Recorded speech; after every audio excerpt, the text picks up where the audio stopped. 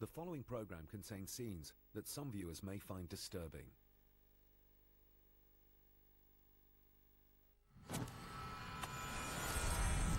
I could smell smoke. The neighbor heard some screams. To be beaten, sexually assaulted, and then burned alive. He was preying on little old ladies. It was so shocking. The community was terrorized, absolutely terrorized. This was the biggest case the sheriff's office had ever had. We could not have that next murder. We followed him everywhere he went. When you're a suspect for murder, it gives you a real creepy feeling. We had the monster somewhat on a leash, and we lost the leash.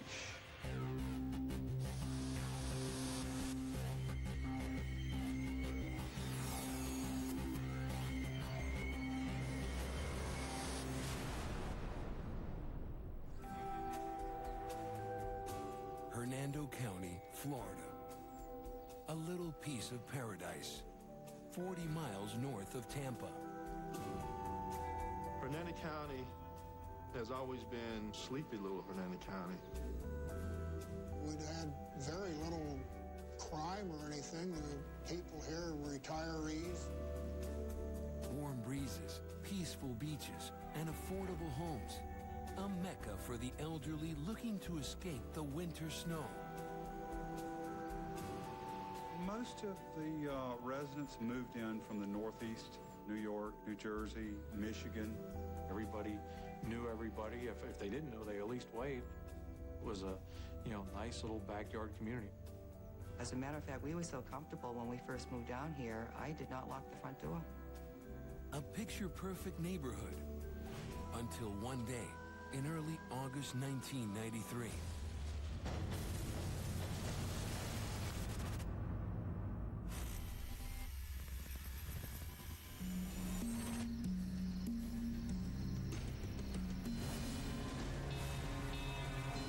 I remember walking out the front door. I could smell smoke. I knew that there was a lot of commotion going on out there.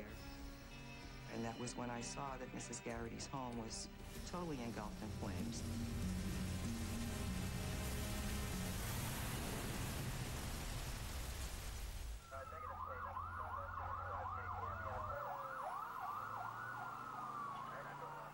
We got a call. There was a house fire in Spring Hill. The whole back end, the northwest portion of the house was totally burnt. Fire was extending into the south bedroom. The remains of a body was found in the fire. The body of 80-year-old widow Sophia Garrity. We observed the victim on the floor in what was later determined to be her bedroom. She was very, very badly burned, more burned than anything that I had seen in my years as a cop. There was remains of a stand, there was remains of a mattress, and there was an upper part of a torso, head and torso, with no legs or arms. She was completely unidentifiable, with the exception of a crucifix that she had hanging around her neck.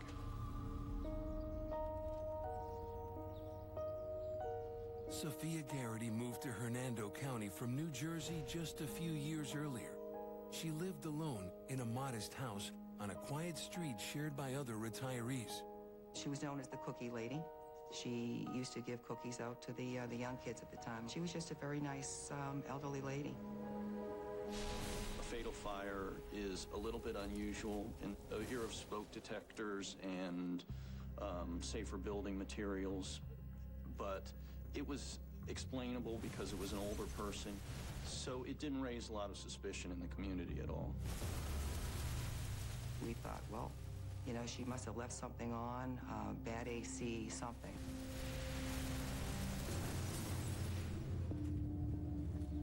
However, it's a fatal fire, and it has to be investigated.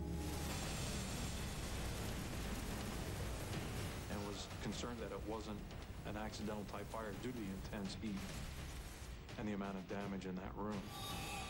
Arson investigation is not an exact science. Our job was to figure out what furnishings were in the room that would give us that type of heat. Was there papers and boxes or other items? Was there accelerants stored in there?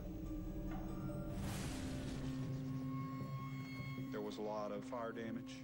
We did have no way to recover any footprints or anything from the exterior of the house because of the numerous footprints left by the firefighters. As investigators sift through the rubble, certain details reinforce their suspicions. We noticed that a screen had been removed from the interior of the window and placed, I think, near the foot of that bed in the spare bedroom. We also noticed that there were some articles that later identified as belonging to the victim that were found outside of that window. How the jewelry box got there needs to be explained. Could someone else have been in the house when the fire started? My gut feeling was it was highly suspicious. I was concerned. Concerned enough to take the investigation a step further and bring in an arson dog. These dogs are trained to detect scents relating to accelerants used to start a fire. You could put a drop of an accelerant on a business card in a crowd of 500 people, and that dog would walk right to it and find it. And that's exactly what happens. In the charred remains of Mrs. Garrity's bedroom, the dog sniffs out traces of an accelerant on the floor. Our opinion at the time was that we had an arson homicide.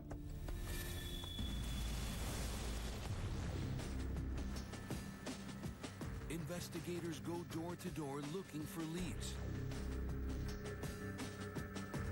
And within hours, they have a potential suspect. During our neighborhood canvass that morning, we came across Mike Pratt, who had been living across the street at his sister's house. Right across the street, you must have seen something.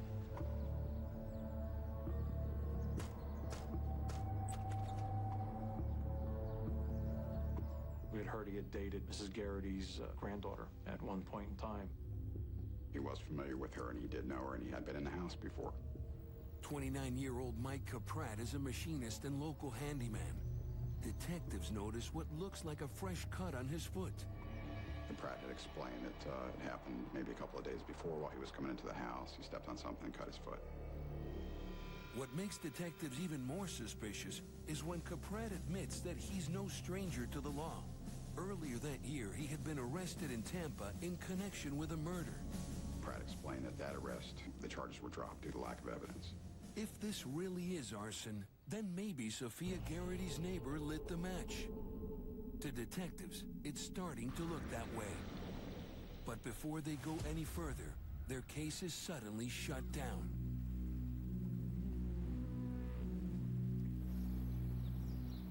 It was the following day that I contacted Detective Owens, and he informed me that another arson investigator reviewed the scene and made a determination that the fire was electrical in nature.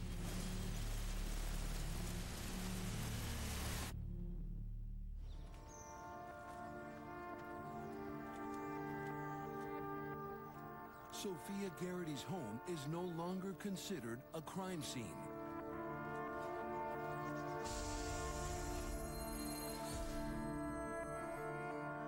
I do remember as I was watching the fire and wondering, wow, was it a bad wire? Because the homes are fairly old. We still had evidence, as far as I was concerned, of a burglary that was unexplained. And basically, it's electrical fire that was occurring in that house. The explanation provided, primarily by the other arson investigator, was that it was firemen who must have opened that window, firemen who removed that screen, and firemen who threw these personal articles belonging to the victim outside the window. We had questioned the firemen at the scene. If any of them had opened the window, removed the screen, or thrown out the articles, every single one of them said no. When the other detective made the determination that it was arson,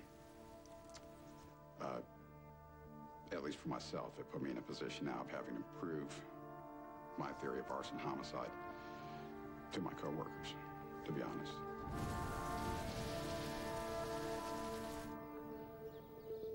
Despite Detective Gongri's misgivings, the Sophia Garrity investigation is closed. When this investigation was said and done, it was determined that this was an electrical short, accidental fire, is how this investigation was concluded initially.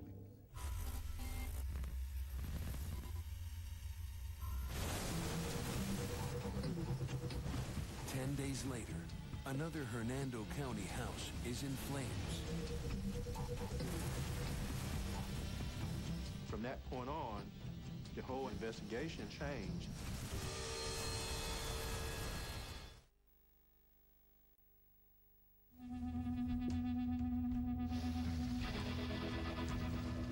We had a call south of Spring Hill Drive. A man calls 911. His neighbor's house is on fire. The second suspicious blaze in Hernando County in as many weeks. The neighbor heard some screams in the early morning hours.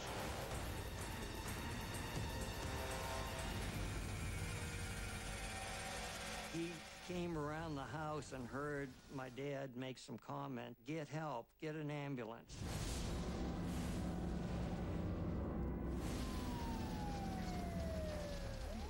When police arrive at the scene and talk to the neighbor, it becomes clear that this is more than a house fire.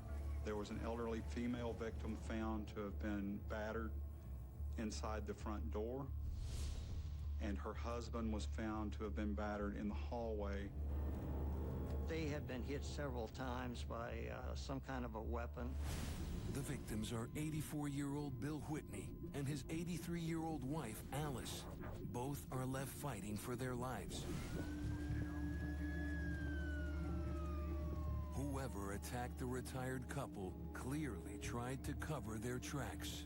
There had been a small fire set to the drapes in the living room of this home.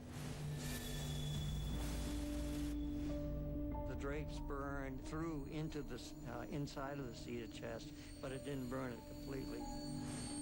Bill Whitney will never forget the night police called him at his home in Mississippi with the shocking news. And they told me that there was an attack on my folks' home in Florida. The house had been set on fire. The attack happened right in the living room area where my mother was. He hit her several times on the back of the head. My dad went charging down the hall, and that's when he got hit. And it was pretty brutal because of all the blood flow. They were airlifted down to Tampa. When they came in, they were covered with blood, and I guess they got drug out into their front yard by the firemen, and they had sand all in their hair and the blood, and it was a terrible scene. Bill's mother, Alice, hangs on by a thread, but she has advanced Alzheimer's and can't tell detectives what happened. His father, Bill, falls into a coma. The doctor told me after losing so much blood and being unconscious for so long, he most likely will get pneumonia and die within 3 months. And it turned out that the doctor was correct. He never regained consciousness. He never spoke a word to me ever again. That's a terrible way to die.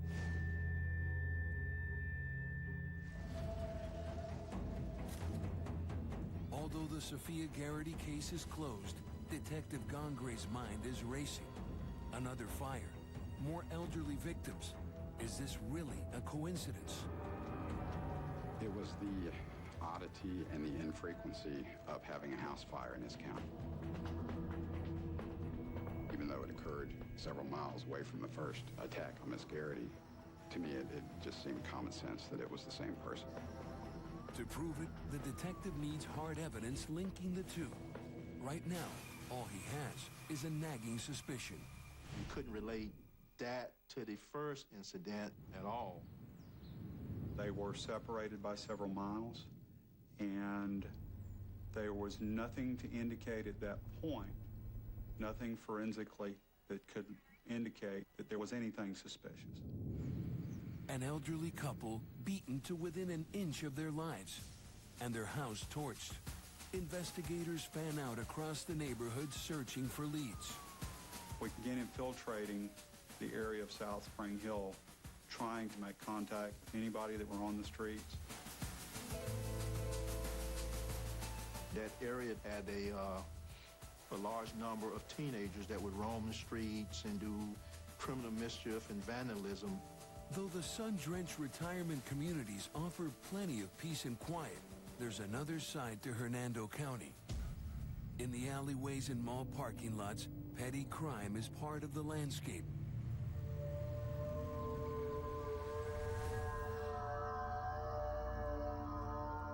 We covered off that area with law enforcement. Guys in plain clothes, we had shoe impressions. We wanted to stop every single kid that was in that area just to interview them. Then, just 24 hours after the Whitney's fire, another home is in flames 8 miles away. I was on the way home, and before I made it into my driveway, I hear a call go out of a structure fire in Brookridge.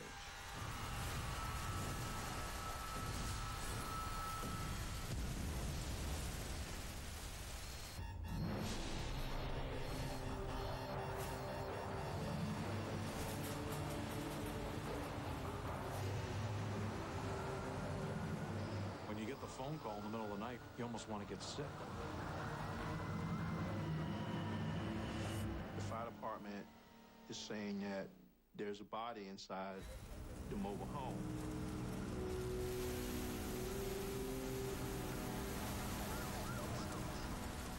You know, here's another victim.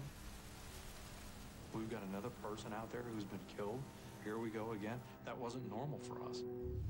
72-year-old Ruth Goldsmith is the latest to perish.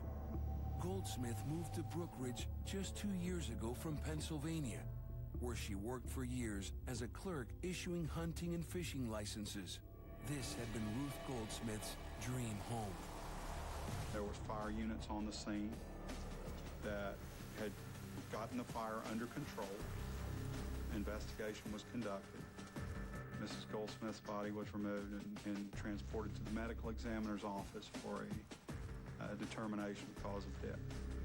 Like the first victim, Sophia Garrity, Ruth Goldsmith is so badly burned, the police can't figure out how she died. And the hoses have done more than put out the flames. They've also washed away the possibility of finding any physical evidence. You had total destruction, you had very limited evidence. Like the other victims, Ruth Goldsmith was a typical Florida retiree. Mrs. Goldsmith didn't have immediate family nearby. However, her best friend was Mrs. Lydia Rydell, who lived in the same community. The two women were known at their church as the Brookridge Ladies. They were quite active in the church and attended regularly. They came every Sunday, and they were very faithful coming. I spent an hour to an hour and a half with Mrs. Rydell, attempting to console her, trying to get any information that would be helpful for the investigation. And she was really distraught over the loss of her friend. For the next several days, the cause of this latest fire remains a mystery. We had arson investigators there trying to make a determination of what the fire may have been, how the fire may have started. At first, no signs of arson are found. Experts say it's another electrical short. Detectives remain skeptical. There was certainly some discussion amongst the investigators. Why are we all of a sudden having these type fires? Fire deaths are not a common occurrence in Hernando County, Florida. They do occur. They have occurred since, but they're not a common occurrence. Months time, we had 3 fires. We had Mrs. Garrity, we had the elderly couple, and now we got this fire. We felt there was some connection, but investigative-wise, we couldn't draw a link. We couldn't show these fires was connected in any way. I was frustrated.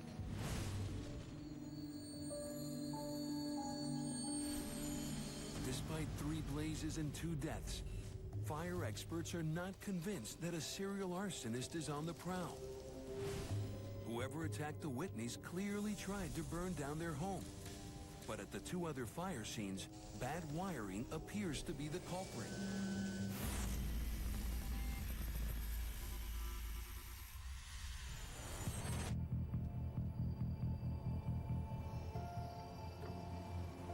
Several days after the Ruth Goldsmith investigation, I get a call. Could you repeat that over? That there is a mobile home fire in the Brook Ridge subdivision with a victim inside. There was no mistake in my mind. We had a problem. We were not dealing with accidental happenings. We were dealing with someone that was killing elderly people.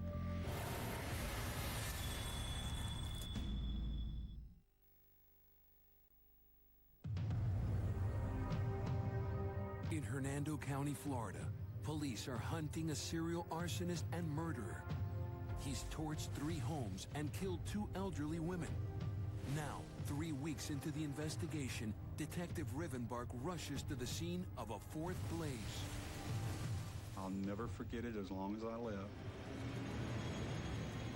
I pull up in front of the home of Lydia Rydell.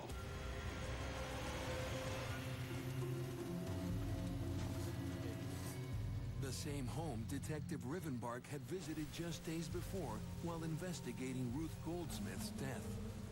Not 2 weeks prior, I had sit in her home. She had cried on my shoulder at the loss of her best friend, Mrs. Goldsmith. I will never forget the feeling that came over me.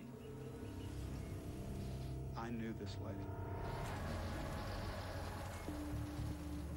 Finally, fire officials are willing to agree with what police believed all along. A serial arsonist is stalking the county. The fire department is being a little more cautious, trying to extinguish the fire, not to damage too much, because I think everybody's on the same page now. If there's anything there that we can kind of preserve, we're going to just be a little more gingerly with it. And then it was then when the fire department came out and said that there's a body inside. The arms appeared to be duct tape.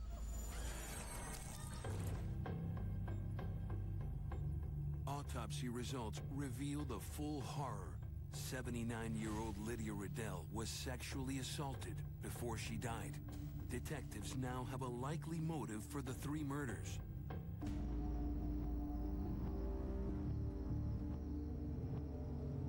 The Garrity and Goldsmith cases are immediately reopened, and police launch a massive investigation. All of us felt that we had a serial killer on the loose and that he was preying on little old ladies. He was just going for easy prey. Why, I don't know. You think of, here's these ladies that dedicated their lives to their families and went to church a couple days a week. You don't really expect that sort of thing happening in a retirement community, especially somebody you know. There was one right after another, and then when it was Lydia Rydell, it was so shocking. After years spent managing a health food store in Philadelphia, Mrs. Rydell had hoped Hernando County would be a relaxing oasis. There was some crime, but this was exceptional. We hadn't had anything this bad. The community was terrorized, absolutely terrorized. You had locksmiths that were working around the clock. You had people buying guns. It was a very frightening time. I was even contemplating on buying a gun. Myself, I chose not to because I had young children and I'm afraid of them. So I had mace. It was in a little black case and I kept it on my keychain. Everybody's looking at their neighbor, you know, is this the guy? People assaulting and setting people on fire in our community.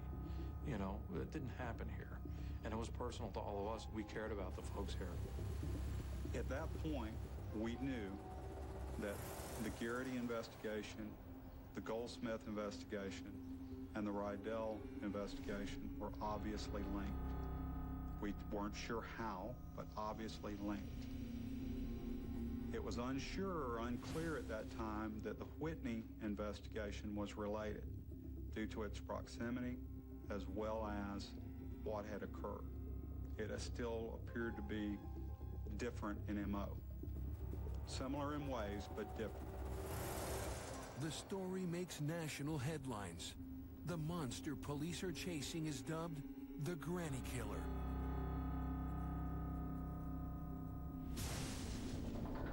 Leads begin flowing into the sheriff's office. At the climax of this sort of panic, they were getting hundreds of tips a day.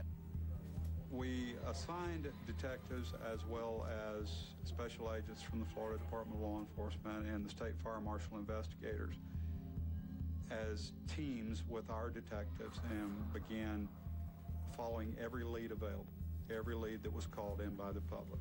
We have put together as much information as possible with our arson investigators, and a package of that information had been forwarded to the FBI Behavioral Science Unit at Quantico, Virginia. Unfortunately,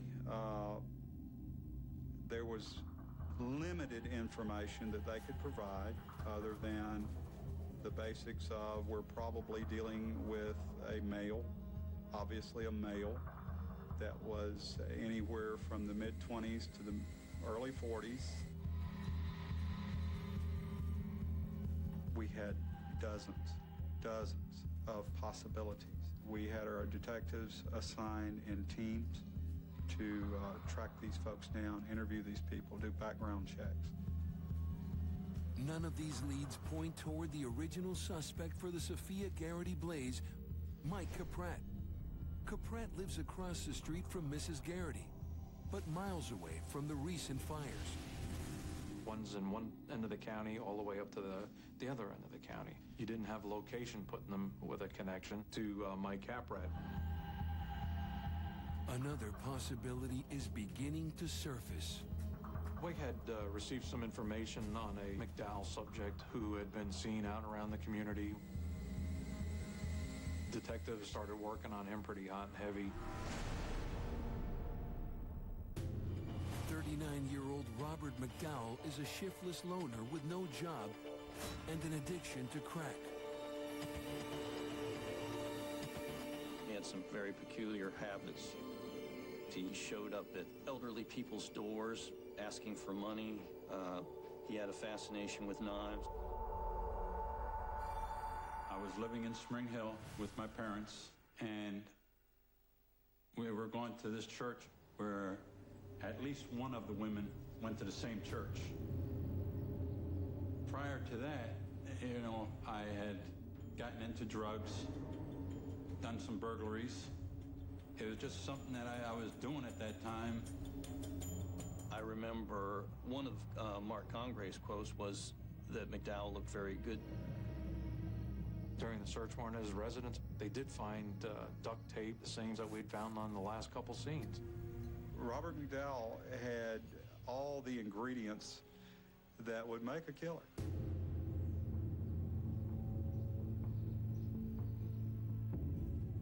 When you're told that you're under investigation, a suspect for murder, it gives you a real creepy feeling. It's not a yes.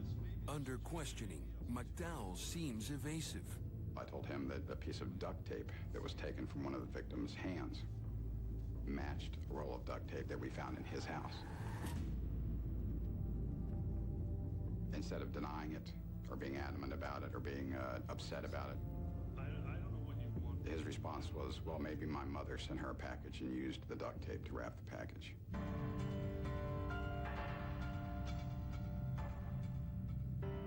We were not comfortable to let this gentleman walk out the door. Is he a serial killer, or is he just some nutbag?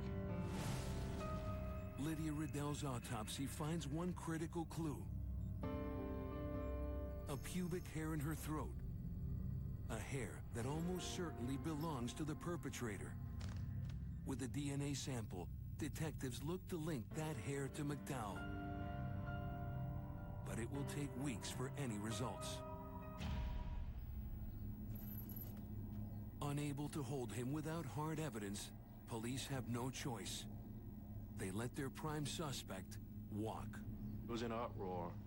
I mean, people was leaving the county. Relatives from up north was flying in to stay with their elderly parents. Detectives struggle to find a common link between the 4 crime scenes and McDowell. It was the first time that I had ever seen a serial killer that targeted women over 70.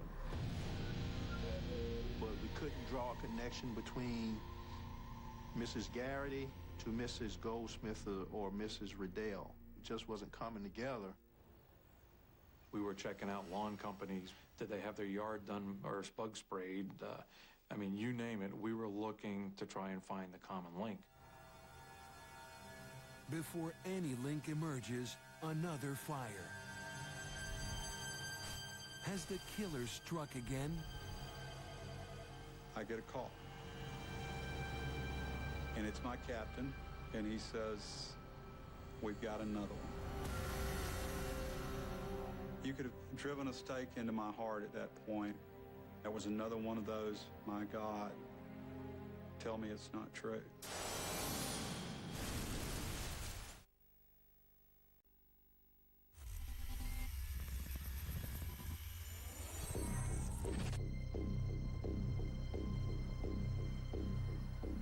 Fear is stalking retirement communities in Hernando County, Florida. In the past 6 weeks, a serial killer has torched 5 homes belonging to elderly retirees. The latest to die is 87-year-old Alice Daw.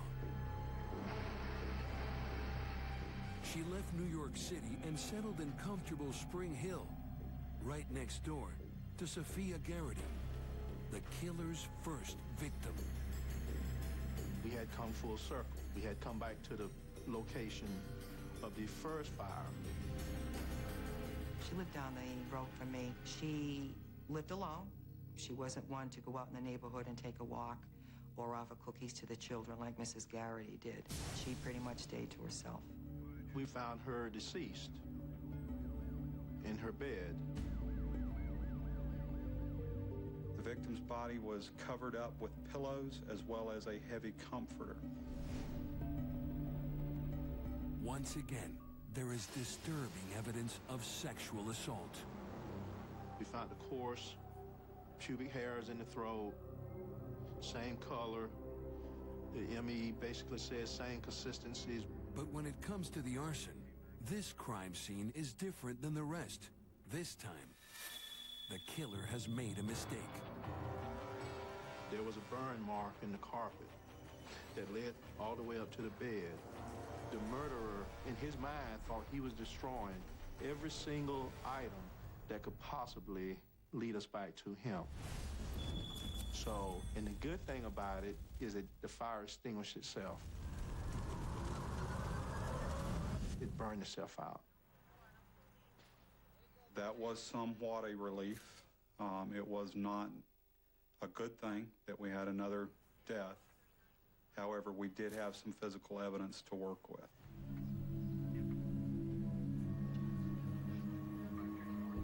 Forensics people, they recovered a palm print off the top of her car that was parked inside a garage.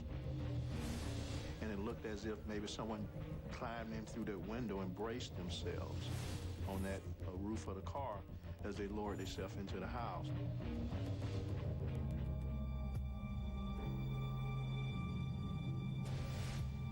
An accelerant had been poured from the corner of her bed to the master bedroom door on the carpet.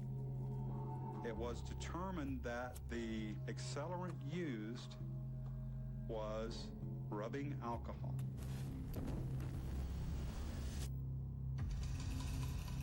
Isopropyl alcohol that everyone in America has in their bathroom cabinet. The perpetrator did not bring an accelerant to the scene with him. He knew that everyone would have rubbing alcohol in their bathroom vanity. And it rang true in all of these investigations. Each of our victims did have alcohol in their vanity, and that was used as the accelerant. 3 days later, under intense pressure to make an arrest, the police get an anonymous tip. We have received a phone call from a concerned citizen saying that we needed to take another look at Mike Caprat. Michael Caprat was staying with his sister. Mike's sister lives a few houses down, right across the street from Mrs. Garrity's home, the first victim. He was a machinist down in Tampa. He was a hard worker. This guy worked 12, 13 hours a day.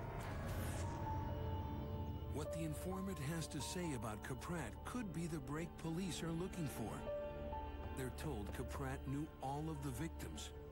He sometimes helped his father, a handyman, do work around their homes. They had started to have suspicions because they realized that all the people who were dying were clients of his for home improvements.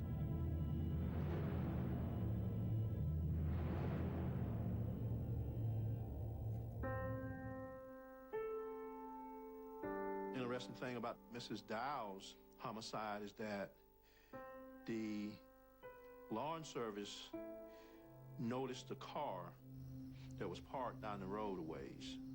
And the physical description of the white male sitting in the car kind of matched that of Caprat, although we hadn't developed him as a suspect. Caprat hardly fits the serial killer profile. Detectives delve into his background and discover he had a comfortable middle-class upbringing. Is the well-spoken, well-regarded machinist capable of rape and murder? One of the deputies interviewed Caprat the very first day that they found Sophia Garrity's body. I remember seeing the court document with Caprat telling the deputy that day, sorry, I can't help you, but make sure to give me a call if I can be of any assistance. He wasn't a freak or somebody that would stand out by any means. The guy had a steady girlfriend. Likeable kind of a fella.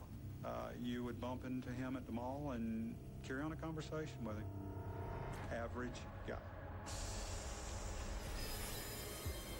We had a fingerprint recovered from the window at Mrs. Dawes' residence, along with a fingerprint on her car. Those fingerprints likely belong to the granny killer. Do they match drifter and crackhead Robert McDowell? Or machinist and part-time handyman Mike Caprat? Past 2 months, 4 older widows have been murdered in the retirement community of Spring Hill.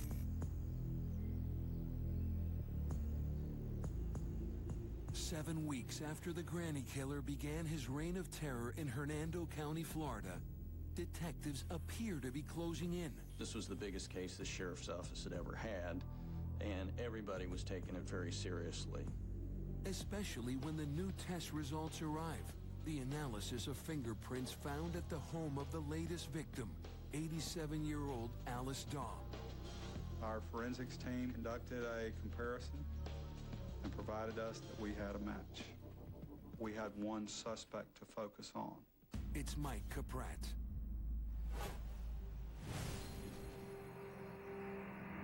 We approached the court with an affidavit for a bird dog order, which allowed us to attach a tracking device to his vehicle. We could not have that next murder. We followed him everywhere he went. We had full-time surveillance on him day and night. When he went to work, we were outside his job. When he went home or went to a bar, we were there. It was a time when you really appreciated having a sheriff's office. You really realized, okay, these guys are really protecting the public. They're really, there's a reason for these guys because there's a real threat out there. We're going to be doing a rolling surveillance. Our plan and strategy was to make contact with him upon his return from work. Bring him into the sheriff's office and to just execute the search warrant on his body, get pubic hair, get saliva, just get anything we could get to link him to the scenes. It should be routine, but their plan hits a snag. The day chosen, I'll never forget it as long as I live because it was the longest night of my life. We're all on surveillance, and we got a bug on the car. He drives his car to a used car lot and traded it in. There is our tracking device sitting in a parking lot of a used car dealership in Tampa. And everybody's sitting there for hours and hours and hours, and the car's still in Tampa. We then finally make contact with the dealership, determine that he was driving a Pontiac he had traded for, but we have no tracking device on it. Caprat and the Pontiac have vanished into the night. For the detective, it's a major setback. We had the monster somewhat on a leash, and we lost the leash.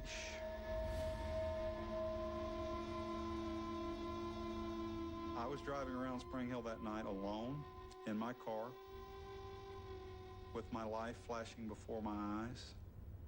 I knew before the sun rose the next day we were going to have another victim if we didn't find this guy.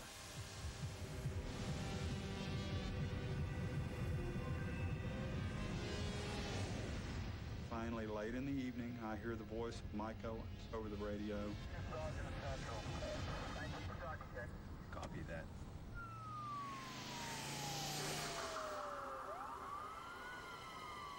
Just when it looked like all was lost, detectives catch a break. A police patrol has pulled Caprat over in Spring Hill. Hernando County's terrible nightmare may finally be over. I approached his vehicle, asked him to step out, and his first comment to me was, "What took so long?" We knew we had our murder. We knew he was our guy. Desperate to ensure conviction, the detectives come up with an unusual interrogation tactic. We would line the walls of our interview room with pictures of the crime scenes, with every victim.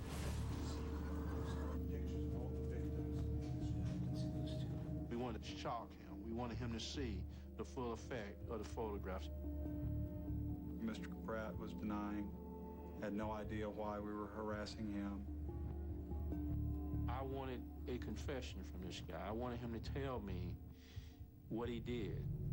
About an hour and a half into the interview, he looked at him and said, "If you let me have a cigarette, I'll tell you what you want to know." I immediately violated all health codes and state laws and provided him with a cigarette. I wanted to get what we needed to seal this case, and it worked out. 8 weeks after the murders began, Mike Caprat admits he is the man who attacked and killed the elderly victims.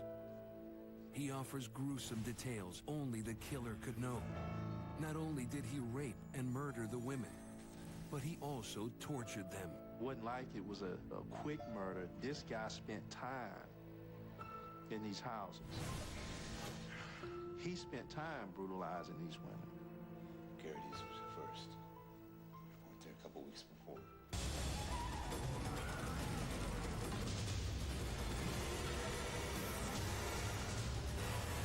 To be beaten, sexually assaulted, and then burned alive.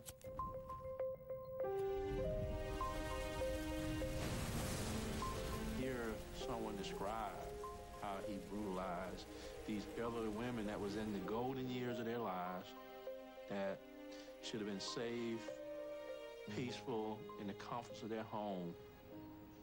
It's sickening. It's absolutely disgusting. This was a systematic type approach to total destruction of this body. And all the evidence in that room. And then to trail it to an outlet. Because every one of these fires were coming back from the bed to an outlet area.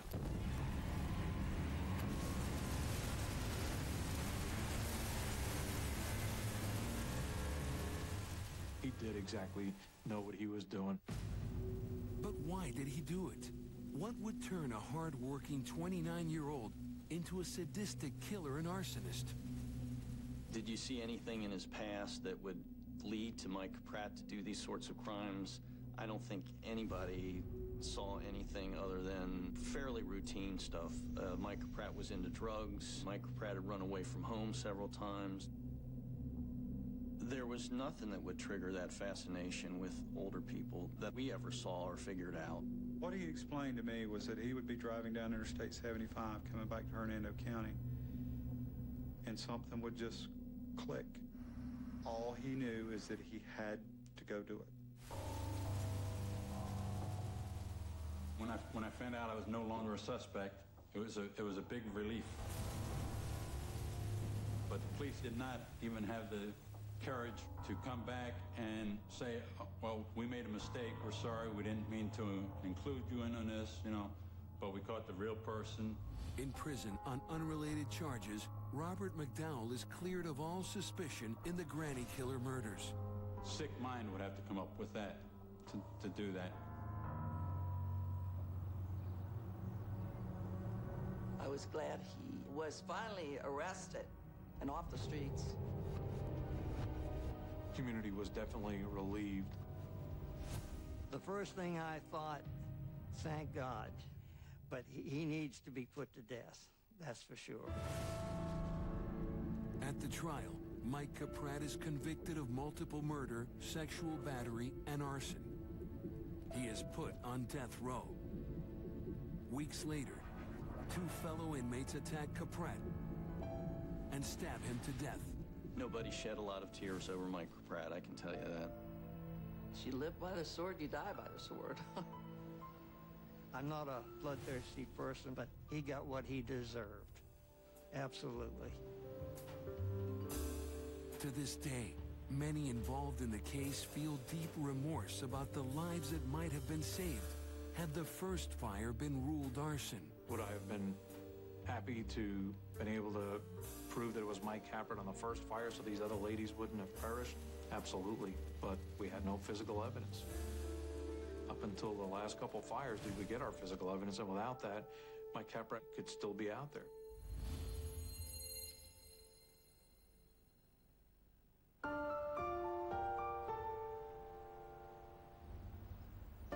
You're never prepared for something like this. It always happens to somebody else. You read about it in the newspapers. There's different TV shows that show different crimes, and you say, gosh, there's a lot of terrible people out there. And that's true. But this was a crime that was so horrific to all these ladies and my father and mother that it fits into a different category. You can't be prepared for anything like this. And it could happen to you next door. It could happen to anybody.